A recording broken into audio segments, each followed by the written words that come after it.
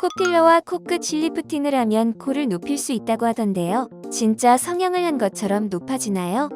코필러를 추천해 주신다면 어떤 게 좋을까요?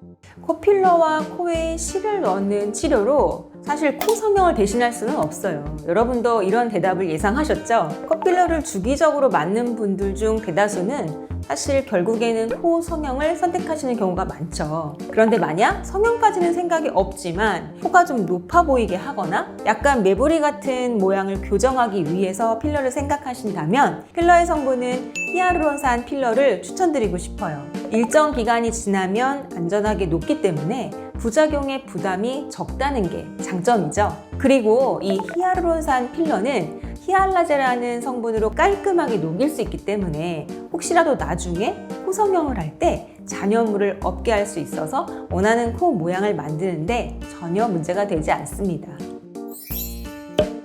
얼굴이 전체적으로 처진 느낌이 많이 들고 볼 부위의 꺼짐도 심한 편입니다. 실리프팅을 생각하고 있는데 이걸로 해결될까요? 실리프팅 말고 다른 걸 해야 한다면 어떤 걸 해야 할까요? 우선 말씀해주신 현재 상태에서는 1순위 치료는 생각하고 계신 실리프팅이 맞습니다. 공부 많이 하신 것 같아요. 이 볼 부위의 실리프팅은 처진 볼을 리프팅 시키면서 이 볼 부위의 꺼짐도 어느 정도 완화시키거든요. 만약에 이 실리프팅을 하시고 추가로 다른 시술을 더 하신다면 처진 느낌 개선을 위해서 하이프 장비인 슈링크 유니버스나 울세라 이런 시술들을 추천드리고요.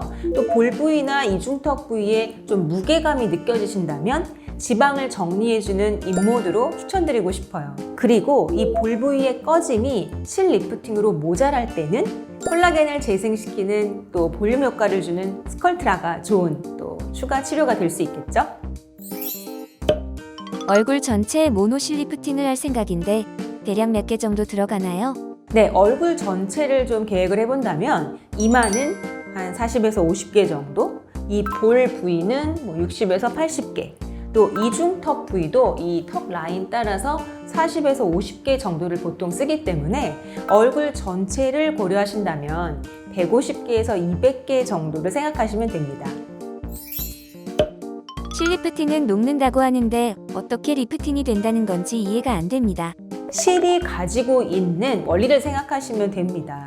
이 실이 조직을 물리적으로 당겨줄 때만 리프팅이 된다고 생각하셔서 하시는 질문인데요.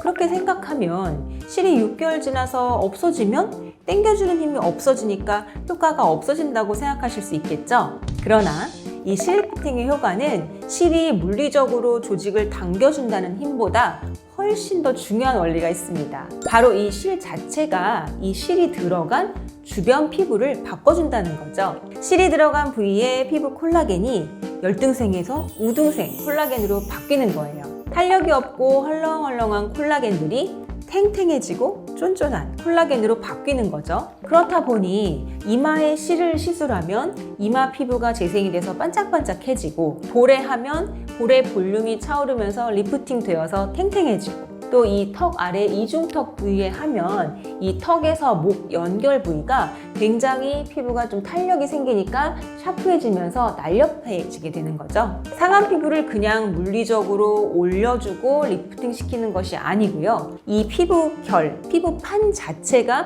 쫀쫀해진다고 생각하시면 됩니다. 그렇기 때문에 그런 영양제 역할을 한 실이 6개월 뒤에 피부 속에서 사라지더라도 이미 그 성분으로 인해 비옥해진다, 즉 탱탱해진 피부는 남아있다는 거죠. 구독, 좋아요, 알림 설정